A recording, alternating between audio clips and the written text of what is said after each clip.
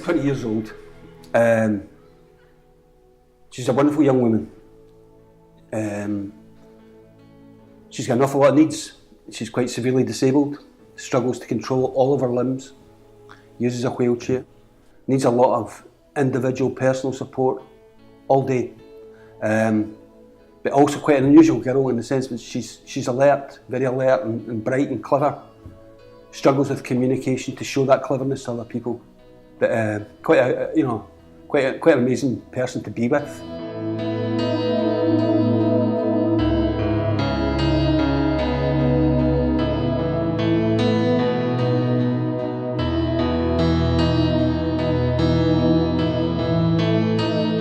Rebecca is now 18 years old and she's just finished up at Isabel Mayer School, where she has been since she's 5 years old. We recently had a diagnosis for Rebecca last summer, and she has SCN8A epilepsy, which is a very rare form of epilepsy, and she has very complex needs because of that. She is in fact a really happy young girl. Once you meet Rebecca, you'll never forget her. She's full of fun and always laughing.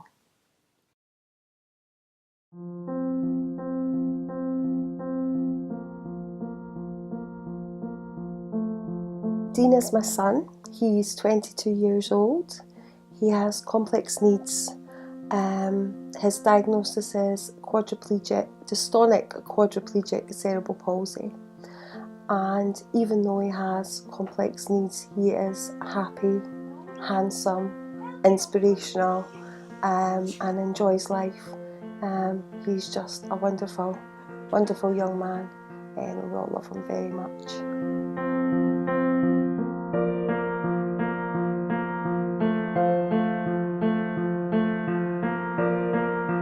Patsy is my niece. She's 19 years old. And the absolute love of my life and also the bane of my life. She lives in assisted accommodation with 4 other young adults. She has learning difficulties and disabilities, but that doesn't stop her having a wicked sense of humour, a great sense of fun, loves to watch, doesn't always interact but loves to watch. And her favourite thing is tea. It's her favourite word. She can't go by an hour without asking for a cup of tea.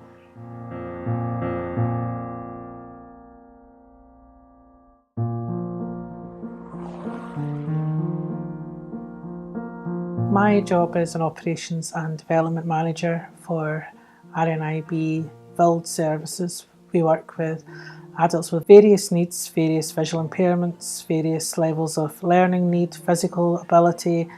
So it's looking at a person-centred approach to supporting these individuals. With regards to the transition process, we have increasingly over the past 4 or 5 years had a lot of young people coming into our service through transition. So that has been the planning from the early stages of leaving school, getting a person prepared for coming into the service, meeting with the staff, becoming familiar with the building, so that when they actually leave school, they're prepared and ready for coming into an adult service. I'm the head teacher of New Hills School, which is a secondary school in the East End of Glasgow. And my role is very much to coordinate and plan and support parents in the transition of their young person with complex additional support needs beyond school into their chosen pathway for adult services. There's a great importance, I think, around transition planning for young folk with significant additional needs or profound learning difficulties, really, like Erin. It's about getting the kind of team together is an important part of it. The kind of team involved in our school, those that are going to be supporting our post-school, and it's bringing that kind of range of people together at meetings and thinking about what the future might hold for Erin. It's also really important that Erin's at the centre of this process, that Erin's views, her kind of thoughts and ambitions are kind of influencing these meetings. And that's a challenge because of Erin's significant communication difficulties. So it's an important thing to plan, to involve Erin and to bring everyone together, I think. Planning your transition is really important. Somebody moving on from school into adult services has to be planned very carefully. I tend to try and take out the word transition and just use the word change, because I think transition for a lot of parents and young adults can be quite frightening, and all it is change. Somebody with PMLD is going to take a long time to become accustomed to a new environment. The young people that we are working with have been very familiar with their school environment. They have a supportive network around about them that they feel comfortable with. Obviously, you don't know anything about what's ahead of you, and it's you're looking to people for advice, and PAMIS were there. The change into adult services can be extremely traumatic for somebody, so it's important that they're able to become familiar, that they're given the choice, that this is the most appropriate place that they're able to come along to. It's just difficult to make the plans because she's been at school from 5 to 18, and basically when school stops she's got a new life ahead of her. It was all very new to me, but I think, you know, for any young adult going from children's services to adult services to adult life, a smooth transition is so important so that they don't get upset, flustered, and that it's a whole new world for them, and it has to be as easy as possible to get them from A to B. It's very daunting for her and also for us as a family. Some of the challenges of transition is sometimes it's time, sometimes it's money, sometimes it's getting all the right people at the right time. PAMIS have worked very closely with the parents. They've been able to support the parent doing the carers assessment, so the parent feels confident in answering the question and indeed understands the questions. We had a lot of anxieties and worries about transition. You worry about the capacity for us both to work. We both work full time. Could we still do that? And if we couldn't do that, the impact that it therefore has on everyone. So it's really, it can be really quite powerful, ensuring that Erin's got a place where she's happy, she's supported, but we can still go on with important parts of her life. And we worried a lot about that. I think it is, without a doubt, quite a stressful time. And for Rebecca, with her very complex needs, it's all about finding the right staff to care for her. Many of my parents find lots of form filling very, very intimidating, very confusing. So to having a professional friend such as someone from PAMIS can really, really help. Those anxieties and worries, maybe, I think we were entitled to have them, but they didn't come true. They didn't come true as the big fears sometimes that you sometimes have about things, you know. For sure.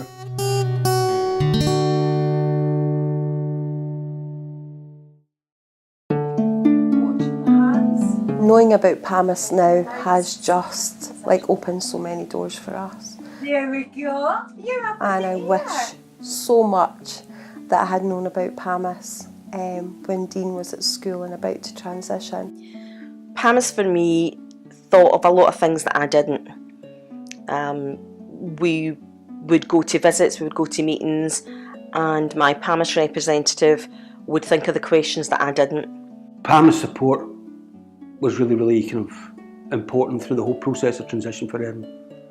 They were really kind of steadfast in their support of Erin and the family. Some of the PAMIS staff have been absolutely phenomenal as well, and being able to put their knowledge and across and supporting us with digital passports. Imagine having a digital passport in transition from children's service to adult services. That just would have been so amazing. I think of the personal side of it to Patsy, what I think is going to be best for her, but PAMIS then would interject with the things that I hadn't thought of, maybe some legal things, maybe some care issues in terms of, is there enough support, is there enough things for Patsy to do? Is it the right placement? PAMIS were wonderful in the process because a lot of things are obviously new to me. I think of the little things, what's going to make her smile, how we're going to get her there. You know, is it enough to fill her day? PAMIS has helped me look at the bigger picture and see what other needs I need to consider before making decisions. So having someone along the way to help you with that it makes it easier for you and less stressful. A transition process with PAMIS has, in my experience, always been a very positive and organised process. I think sometimes frustrations can be the process just doesn't seem to be happening fast enough, and that's really where PAMIS have been fantastic. PAMIS are able to gather information. They have already built up a relationship with the young person and their carers, so there's a trust and a knowledge that's there prior to looking at the services that the person's potentially going to be coming along to. It wasn't the type of support that would just be there for show or just to give information. It was genuinely wanting to help us through this process. It would be emailing us on Sundays, it would be coming out to visit us on Sundays, or late at night fitting in with our working schedule. PAMIS, and represented by Elizabeth, were just wonderful at that. She was really important, and it worked. Yeah, it really did.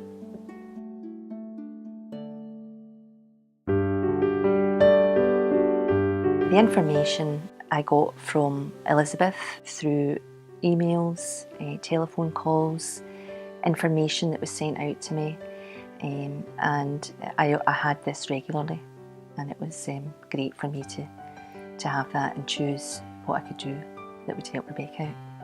We got a lot of information from school. Her school was a great support as well. PAMIS was with us at every meeting at school, and it was very much a meeting of the minds, telling us what's out there, how we go about it. Obviously she spends more time at school than she did with us, not living with us these days, so school's input was very important. Elizabeth would sit down and talk to us about the process and kind of talk us through that this will happen. This is what kind of level of support you'll seek to try and get for Erin from social work. These are the kind of particular kind of complex forms and things that you need to get in place. You had to look at self-directed support. All of this was kind of new to us, It was opening up the box of what transition was and starting to show us really what the components were within it.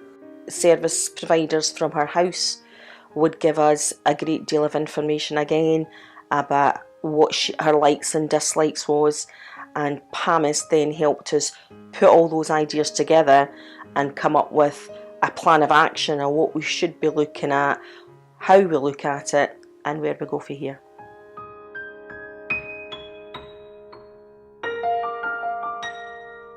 PAMIS encouraged us to kind of meet other carers who had maybe gone through the process. And some of their meetings were very much about that, I think. But you develop a kind of knowledge of what's there in the kind of post-school world for young people by listening, by going to Erin's school and hearing other parents and carers talking about what supports are put in place. And I remember when we were in Erin's school, in her class, her final class, there were 5 or 6 families, I think, and we would be communicating with each other about what each of our young folk were doing. So you'd pick up things from that. PAMIS is wonderful for inviting you along to outings and great things. We have experienced go-karting down at Hillington with Rebecca, which she absolutely loved. Probably the best outing is the yearly one at Loch Winnoch, and Rebecca gets to do her all-time favourite thing, which is on the speedboat. She absolutely loves that, and everything that they do is wonderful. It got me quite down in the beginning speaking to some other families about transition, because every person I spoke to, there was something else that was negative about it, and that really scared me, and it scared my husband, and we were like, what are we getting into, what's going to happen to Dean? But that made me stronger, because I was like, well, that's just not going to happen, because I've fought to keep him alive and he's fought to stay alive for all this. So when we go into adult services, we're going to have fun and we're going to continue being a family unit. And that's when I started. I'm using the word transition for the purpose of this interview, but that's when I decided that it's change.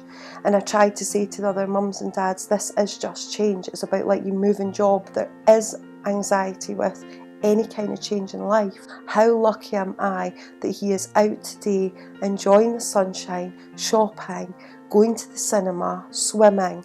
Like, he is 22, he is still alive. Change, transition, we've done it, we're through it. He loves life. Went to the Disability Alliance Forum open day, which was really good in the sense that you met a lot of other families going through the same thing, not only in transition, but helped you understand in dealing with things like getting the guardianship, with looking at self-directive support and finding day placements, that sort of thing. So that in itself was a great help. Also, I've got in touch with a few other families through friends where their children are going through the same thing, and sitting down over a cup of tea and discussing these things makes you realise that you're not alone.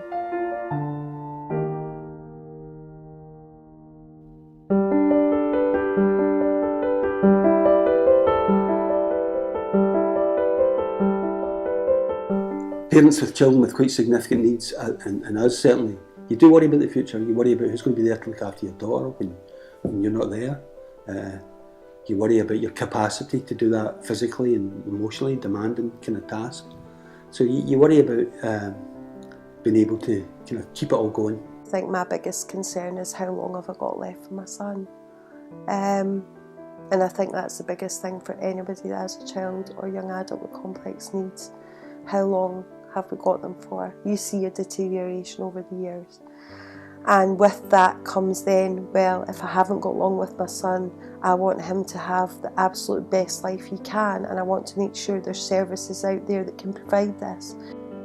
Probably my biggest concern for the future is Rebecca and her happiness and her health and her safe well-being.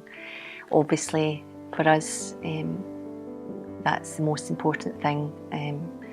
So we're just hoping that the transition all falls into place and we come out at the other end and all is good. I think any parent or guardian will always have concerns for the future in terms of, have I made the right decision? Is it the right place for my child? You would be the same with any child, whether they have disabilities or not. I walk into Dean's room in the morning and he gives me the biggest smile and opens his eyes, and if he can do that, depending on what kind of night he's had or how much pain he's in, then I shouldn't be worried. I should just go out there and keep fighting to give him that happiness and keep that smile on his face. With the support that we have, I just hope the decisions we make are the right ones, and it does help to alleviate, the concerns that I have, knowing I've got someone at my back to help me through this process. You just need to live with that worry a wee bit, I think, and still try and experience the present and enjoy that. Yeah, you worry about how things might be in the future. And again, I think you depend upon organisations like PAMIS through information sharing, but you also crucially depend upon what you hear from other parents and other carers, and you learn about their challenges, the supports that they might have used, the resources that they've found, and you think about these things and you kind of bring that together. So yeah, I'm anxious and worried about the future and what it may hold, but let's just try and make it even better and just tap into every service we can. Be mouthy, like I'm told I am now. I'm mouthy and ask everybody for help, and accept help and take your inner strengths. Just move forward, take a day at a time.